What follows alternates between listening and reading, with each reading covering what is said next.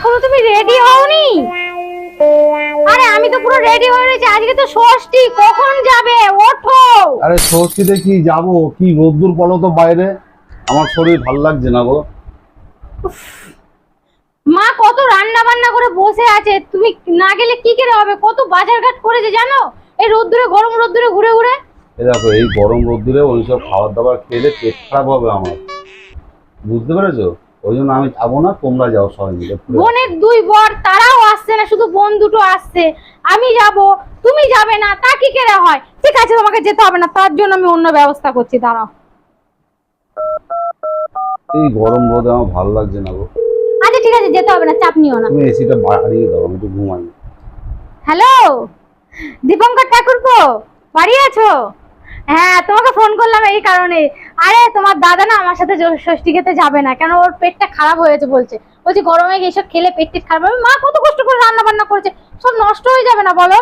তুমি চলো আমার সাথে, আমার দুই বোনও আসছে, আর বোনাইরাও কিন্তু আসছে না, হেব্বি আনন্দ হবে। এসো এসো এসো। ঠিক আছে, তুমি রাস্তার মোড়ের মাথায় দাঁড়াও, আমিও যাচ্ছি। ঠিক আছে,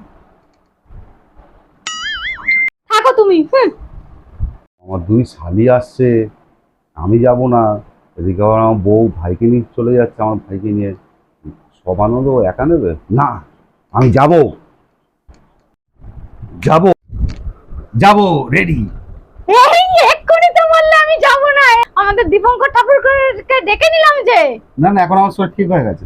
ইমা, তোমার শরীর ঠিক হয়ে গেছে? হ্যাঁ হ্যাঁ, চলো চলো চলো, আমি তোমার সাথে যাবো, তুমি সবাইকে থাকো, চলো। ইমা, আমি দেখে দাঁড় করিয়ে রেখে না না না, রাস্তায়। না করে দাও, না করে দাও, বলো ঠিক হয়ে গেছে। আচ্ছা ঠিক আছে, তুমিও চলো, ও চলো। না না না, ওকে না করে দাও। না না না না না, এটা কি? আমাকে জুতো পরতে দেবে না? ও, এটা নিয়ে যাবে? জুতো পরবো? দাও আমার জুতো দাও। তো দেখো বন্ধুরা, যখন মনে করবে যে তোমাদের ঘরের লোক যাচ্ছে না, কর্তা যেতে চাইছে না, এইরকম টনিক দেবে, দেখবে অপসে চলে আসবে। দেখবে তো কি ভিডিওটা সুন্দর কেমন রেডি হলো? হয়েছে। যদি আর- ভালো লাগে অবশ্যই লাইক কমেন্ট শেয়ার করো। তো চলো, টাটা। টাটা।